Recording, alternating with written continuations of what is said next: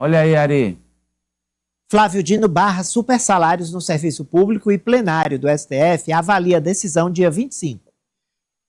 Cortes também valem para estados e municípios. Explica aí, Fernanda.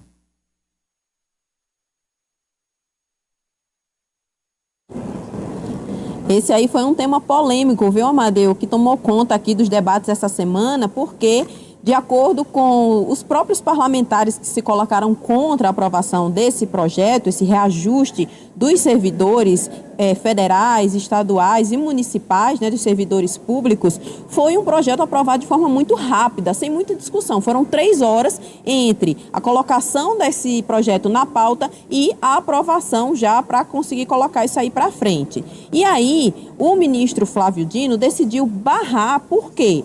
De acordo com esse projeto, o reajuste que vai ser dado mais as gratificações podem somar aí, em alguns casos, um salário que pode chegar entre 80 e 100 mil reais, bem acima do teto, que hoje é de 46 mil reais. O teto tem como base o salário dos ministros do Supremo Tribunal Federal.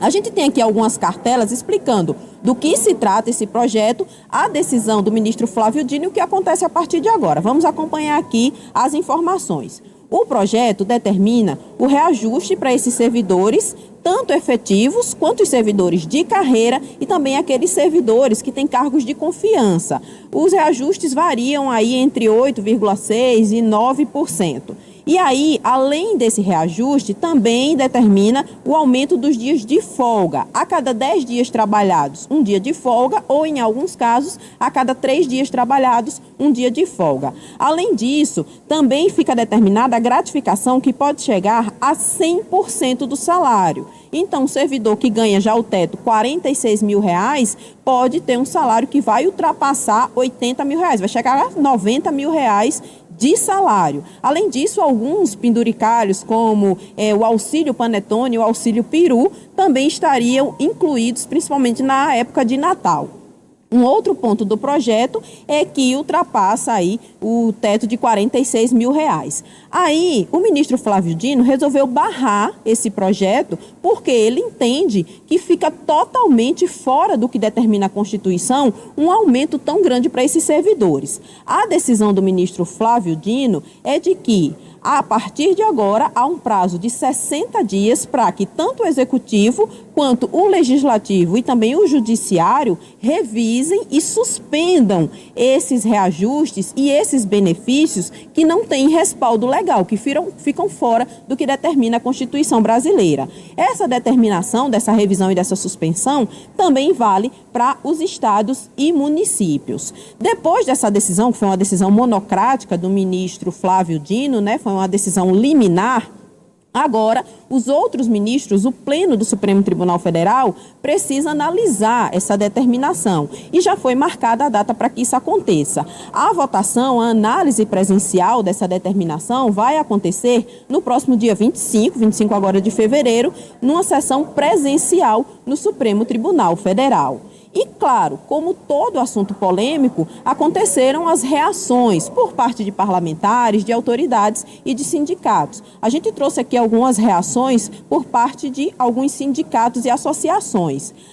O CONDICERF, que é a Confederação dos Trabalhadores do Serviço Público Federal, emitiu uma nota onde classificou essa decisão do ministro Flávio Dino como uma medida corajosa e necessária, além de coerente à Constituição Federal, por causa da questão do teto de 46 mil.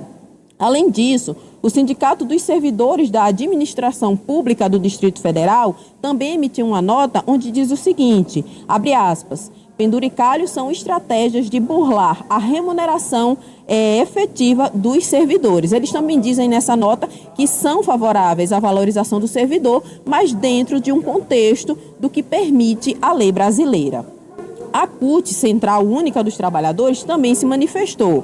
Em nota, a CUT disse o seguinte, a CUT reforça que é contrária a qualquer política de privilégios e defende o fim de medidas que aprofundem a desigualdade e enfraqueçam a credibilidade do serviço público.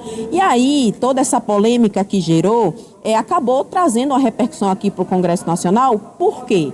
Além desse aumento dos servidores, o presidente da Câmara, Hugo Mota, ele também tem outros planos. E um desses planos inclui aumentar a verba de gabinete dos deputados, porque a alegação de Hugo Mota é de que, se não houver esse reajuste na verba, não vai ter como marcar com os salários dos servidores que compõem os gabinetes e, portanto, alguns servidores precisarão ser demitidos, aqueles que são principalmente cargos de confiança. A ideia dele é aumentar essa verba mensal, que hoje é de R$ 133 mil para R$ 165 mil. Na ocasião da aprovação do projeto, Hugo Mota também disse que espera que o presidente Lula aprove esse projeto, sancione esse projeto que foi aprovado aqui no Congresso Nacional. Se for sancionado, esse projeto vai trazer um impacto de R$ 592 milhões só aqui na Câmara dos Deputados e R$ 198 milhões no Senado, totalizando aí R$ 790 milhões para os cofres da União e dentro do orçamento aprovado pelo próprio Congresso. Amadeu. Flávio Dino, o mais odiado. Ele já tinha barrado o orçamento secreto, impôs transparência, rastreabilidade às emendas dos parlamentares e agora deu um tiro de canhão nos supersalários do Executivo, principalmente do Legislativo e do Judiciário. E agora, Alessio? Amadeu, seguindo a Constituição, porque o próprio texto diz que não se pode receber a mais do que um próprio ministro do STF. Está indo corretamente, porque ele está indo com o que ele foi colocado para fazer, independente se é parlamentar, se é senador. Agora, é um risco muito grande que, infelizmente, eu falo isso com pesar, porque é um risco que ele corre, caso a gente tenha aí as eleições desse ano, os resultados que são, inclusive, já previstos, com uma bancada aí totalmente contrária a ministros do STF, é um risco para o próprio ministro. Agora, ele cumpre com a missão dele, com o dever dele de ministro do Supremo Tribunal Federal, de proteger, de preservar o texto da Constituição Federal. Mas há os ônus e o bônus nesse sentido, Amadeu. Flávio Dino vai passar o Xandão, Ari? Olha, ele está competindo, briga dura, forte. Briga do ódio. Ele está competindo forte. Agora, gente, o salário máximo permitido no serviço público é atrelado ao salário do ministro do STF, que é inferior a R$ 50 mil. E tem funcionário público, a elite do servidor público, que ganha mais de R$ 100 mil por mês. Então, é de fato um absurdo que o ministro está correto. Agora, tem um aspecto positivo extra, tem um bônus nessa medida do ministro.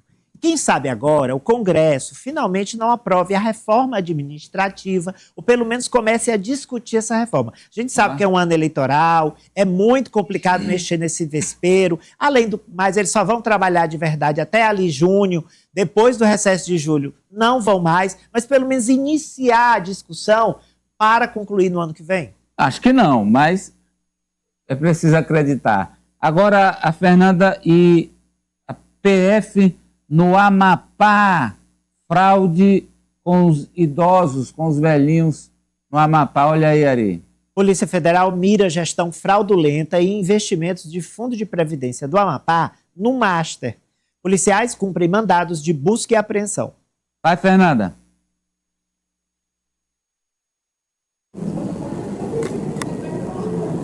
Um dos principais alvos, Amadeu, dessa operação da Polícia Federal, a Operação Zona Cinzenta, foi o presidente da Amprev, Amapá Previdência, Jocildo Silva Lemos. Uma das coisas que chama atenção em relação a esse presidente é que ele é ligado ao presidente do Congresso Nacional, o senador Davi Alcolumbre. Inclusive, foi Alcolumbre que acabou indicando Jocildo para ocupar a previdência da Amprev em 2023, mesmo ano em que ele foi nomeado pelo governador Clécio Luiz. Além dele, outros 3 alvos foram determinados nessa operação que busca investigar investimentos que giram em torno de R$ 400 mil a partir da Amprev no Banco Master, mais uma vez o Banco Master. A gente tem mais informações sobre essa operação, vamos acompanhar.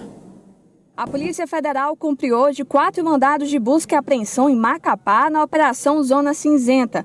A ação investiga irregularidades na Amapá Previdência, a Amprev, que realizou um aporte de R$ 400 milhões no Banco Master em 2024. O valor investido representa 4,7% do patrimônio líquido da Previdência Estadual, que atende mais de 4.700 aposentados e pensionistas. O principal alvo é o diretor-presidente da instituição, Jocildo Silva Lemos, indicado ao cargo pelo presidente do Senado, Davi Alcolumbre. Também são alvos 2 membros do Comitê de Investimentos. Segundo a APF, o aporte em letras financeiras foi aprovado mesmo após alertas de irregularidades feitos pelo TCU e pelo Ministério Público Federal. Os investigadores apuram agora os crimes de gestão temerária e fraudulenta de recursos públicos.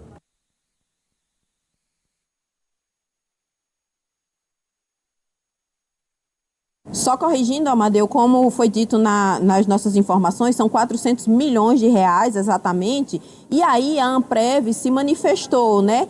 Divulgou a seguinte nota, disse através dos seus advogados que o valor investido no Banco Master de 400 milhões de reais representa menos do que 5% da sua carteira de investimentos. A Amprev também disse, através da sua assessoria jurídica, que se sente lesada pelos maus feitos do Banco Master e que vai recorrer à justiça pedindo o ressarcimento desses valores. Metendo a mão no santo dinheiro